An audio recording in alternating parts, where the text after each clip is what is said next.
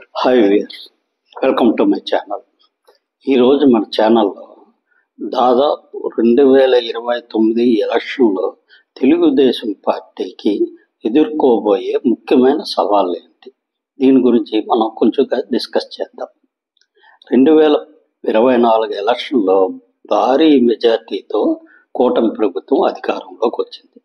దీనికి ప్రధానమైన కారణం వైఎస్ఆర్సీపీ మీద ప్రజల్లో ఉన్న తీవ్రమైన వ్యతిరేక భావం. అది 2029లో ఉంటుందంటే కొంతవరకు తగ్గవచ్చు. ఇక రెండోది, తెలుగుదేశం క్యాడర్ కానీ జనసేన క్యాడర్ కానీ ఎలా వర్క్ చేశారంటే, ఇక మా జీవితంకి ఇదే లాస్ట్ ఛాన్స్ అన్నట్టు డూ ఆర్ డై సిచ్యువేషన్లో చాలా కష్టపడి ఎంతో, ఈవెన్ చంద్రబాబు నాయుడు, పవన్ కళ్యాణ్, లోకేష్ గారు వీళ్ళందరూ ఎంతో కష్టపడి ఇంక ఇదే మా లాస్ట్ ఛాన్స్ అన్నట్టుగా తీవ్రమైన కసితో పనిచేశారు. నెక్స్ట్ ఎలక్షన్లో అదంతా ఉంటుందంటే చెప్పలేం మనం. అంత కసితోని పనిచేయడం అనేది జరగకపోవచ్చు. ఇదొక నెగిటివ్ ఇంపాక్ట్ పడుతుంది. ఇంకా మూడవది, ఎన్నో విషయాలుగా ఈ కార్యకర్తలు చాలా ఇబ్బంది పడ్డారు. వైఎస్ఆర్సీపీ గవర్నమెంట్లో ఎన్నో కేసులు ఎదుర్కొన్నారు, చాలా ఇబ్బందులు పడ్డారు.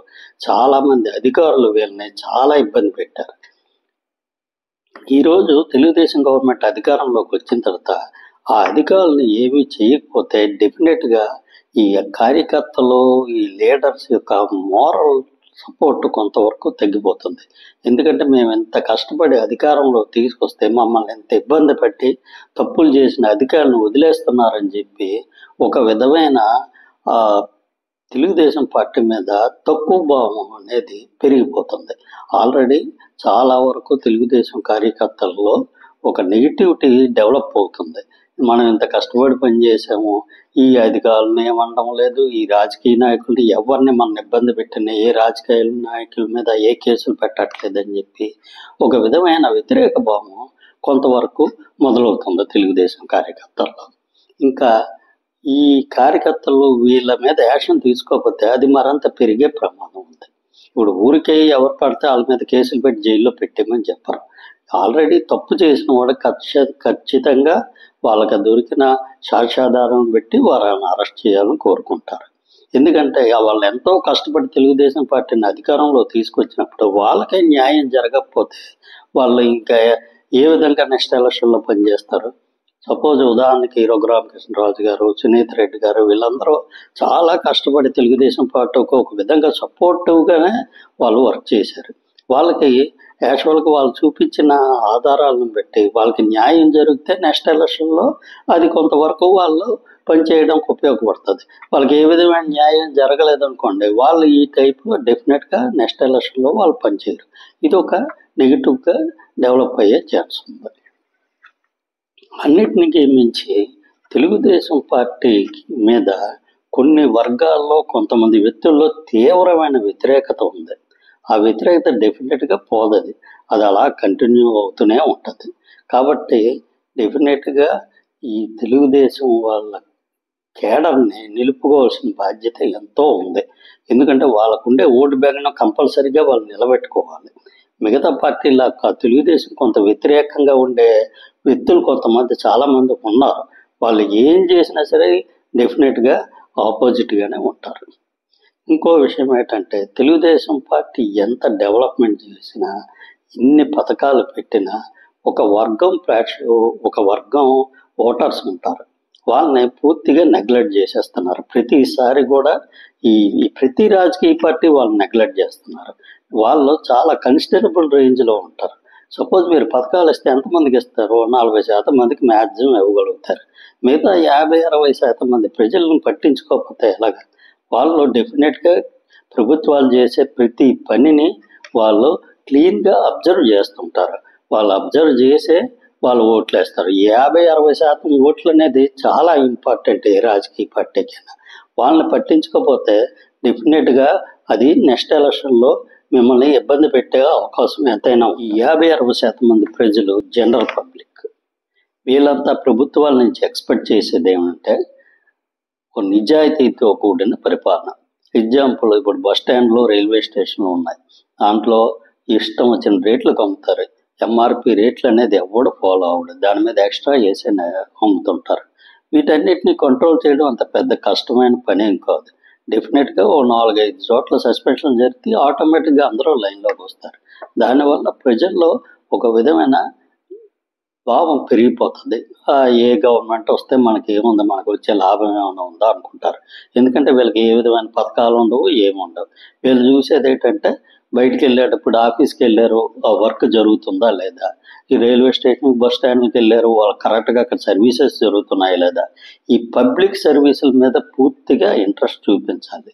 లేదంటే ఈ 50-60% మంది ప్రజలకి ఏంటంటే ఒక విధమైన భావం ఉంటుంది, ఎవరు అధికారంలోకి వస్తే మనకు వచ్చిన లాభం ఏముందని చెప్పి ఈసారి వీడికి ఓటేసాం, నెక్స్ట్ టైం ఇంకోటికి ఓటేద్దాం, ఈ టైప్ ఆఫ్ మెంటాలిటీ వాళ్ళలో పూర్తిగా డెవలప్ అయిపోయింది. దీన్ని పూర్తిగా తగ్గించాలంటే పబ్లిక్కి సంబంధించిన సర్వీసెస్ని పకడ్బందీగా అమలు చేసేటట్టు ఉండాలి.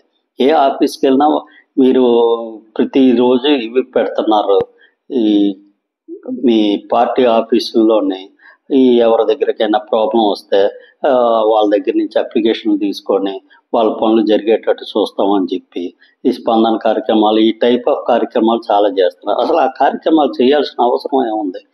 ఎవరికో పెన్షన్ రాలేదు, దానికి వచ్చి ముఖ్యమంత్రిని మంత్రిని అడగాల్సిన అవసరం ఏముంది? ఆఫీస్కి వెళ్తే పని అవ్వకపోతే ఎలాగ? ఇట్లాంటివి వాటి మీద పూర్తిగా దృష్టి పెడితే జనరల్ పబ్లిక్లో కొంత మంచి ఒపీనియన్ రావడానికి ఎంతైనా అవకాశం ఉంటుంది.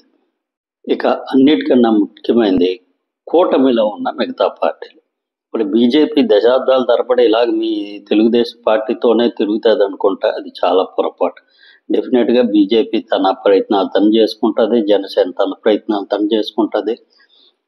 నెక్స్ట్ ఎలక్షన్లో డెఫినెట్గా వాళ్ళు చాలా ఎక్కువ సీట్లు డిమాండ్ చేసే అవకాశం ఎంతైనా ఉంది.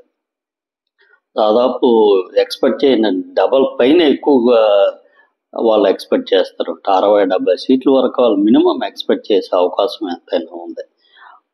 ఆ టైంలో మీరు పూర్తిగా మిగిలిన సీట్లలో చాలా వరకు ఎక్కువ పర్సంటేజ్ స్ట్రైక్ రేట్తో గెలిస్తే తప్ప మీరు పూర్తిగా అధికారంలోకి మీ పార్టీ రావడం కష్టం. లేదంటే మిగతా పార్టీలతో కలిపి సంకీర్ణ ప్రభుత్వం ఏర్పరిస్తే అది చాలా ఇబ్బందికరమైన పరిస్థితిలో ఉండొచ్చు. కాబట్టి ఈ విషయంలో కూడా మీరు పూర్తిగా జాగ్రత్త వహించి తెలుగుదేశం పార్టీ పరంగా డెవలప్ అవడానికి చూడాలి.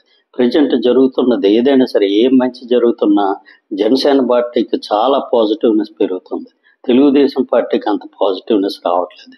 ఎందుకంటే మీ తరపున ఏ ఎమ్మెల్యేలు ఎక్కువ మంది మినిస్టర్లు కానీ ఎమ్మెల్యేలు కానీ సరిగ్గా రెస్పాండ్ కావట్లేదు. జనసేన తరపున పవన్ కళ్యాణ్ గారు ఏ తప్పు జరిగినా ఇమీడియట్గా రెస్పాండ్ అవుతున్నారు. మీ సైడ్ నుంచి మీరు ఎంత రోజుకి 18 గంటలు కష్టపడుతున్నాను, ఎంత కష్టపడినా గ్రౌండ్ లెవెల్లో ఏం జరుగుతున్నా అనేది చాలా ఇంపార్టెంట్. మీరు ఆల్రెడీ చాలా భారీ మెజార్టీతో ఉన్నారు కాబట్టి కొంతమంది ఎమ్మెల్యేల మీద కఠినంగా వ్యవహరించకపోతే వాళ్ళు చేసే డ్యామేజ్ గ్రౌండ్ లెవెల్లో మీకు టాప్ లెవెల్కి వచ్చేసరికి చాలా ఇబ్బందికరంగా మారే అవకాశం ఎంతైనా ఉంది. ఆల్రెడీ గ్రౌండ్ లెవెల్లో చాలా వరకు నెగిటివిటీ పెరుగుతుంది కొంతవరకు. కాబట్టి దాన్ని కంట్రోల్ చేయాల్సిన అవసరం ఎంతైనా ఉంది. ఇప్పుడు ఏమాత్రమైనా ప్రజెంట్ జరుగుతుంది ఏంటంటే అదర్ పార్టీస్కి మైలేజ్ పెరుగుతుంది, మీకు తగ్గుతుంది కూటమి ప్రభుత్వంలో. ఎందుకంటే మీ పార్టీ తరఫున కొన్ని నెగిటివిటీలు గ్రౌండ్ లెవెల్లో వెళ్తున్నాయి. కాబట్టి ఈసారి కొంచెం స్ట్రిక్ట్గా కింద లెవెల్లో వాళ్ళకి కంట్రోల్లో చేయగలిగితే 2029 ఎలక్షన్లో మీకు అది ఎంతో ఉపయోగకరంగా ఉంటుందని అనుకుంటున్నాం. Thank you. అన్నిటికన్నా ముఖ్యమైన విషయం, మీరు ఇచ్చిన హామీలు చాలా వరకు విపరీతంగా హామీలు ఇచ్చారు. వాటిలో పూర్తిగా కాకపోయినా కనీసం 75% అయినా నిలబెట్టుకోవాల్సిన అవసరం ఎంతైనా ఉంది. ముఖ్యంగా ఉద్యోగస్తులకి, లేడీస్కి వాళ్ళు కంపల్సరీ వాళ్ళు మీరు ఇచ్చే పథకాల మీద చాలా ఆశలు పెట్టుకుంటారు. నిరుద్యోగులు, ముఖ్యంగా మహిళలు. కాబట్టి వాళ్ళకి ఇవ్వాల్సిన పథకాలు కంపల్సరీగా వాళ్ళకి ఇచ్చేటట్టు చూడాలి. ఈ పథకాల్లో లాస్ట్లో ఇస్తామని అనుకుంటే కుదరదు. అట్లీస్ట్ 1.5 years తర్వాత అయినా సరే ఈ పథకాలన్నీ స్టార్ట్ అయ్యేటట్టు చూసుకోవాలి. దానికి తగ్గట్టు ఇప్పటి నుంచే గ్రౌండ్ వర్క్ చేసుకొని కనీసం ఇప్పుడు 100 మంది ఉన్నారు అర్హులు, కనీసం దాంట్లో 75 మందికైనా సరే ఇవ్వగలిగితే అది ఫ్యూచర్లో డెఫినెట్గా 2029 ఎలక్షన్లో ఉపయోగపడుతుంది. ముఖ్యంగా జగన్మోహన్ రెడ్డికి ఉన్న ఏకైక ప్లస్ పాయింట్ ఏంటంటే పథకాల రూపంలో ఆయన డబ్బులు పెంచాడు. అంతకుమించి ఆయన వల్ల ఏ విధమైన బెనిఫిట్ ప్రజలు పొందలేదు. ఆయన మీద చాలా నెగిటివిటీ ఉంది. కాబట్టి ఈ నెగిటివిటీని మీరు క్యాష్ చేసుకొని గ్రౌండ్ లెవెల్లో పూర్తిగా ఒక నిజాయితీ గల పరిపాలన అందించగలిగితే డెఫినెట్గా 2029 ఎలక్షన్లో ముందుకు మీకు వెళ్ళడానికి ఎన్నో విధమైన ఛాన్సెస్ ఉన్నాయని అనుకున్నాం. Thank you.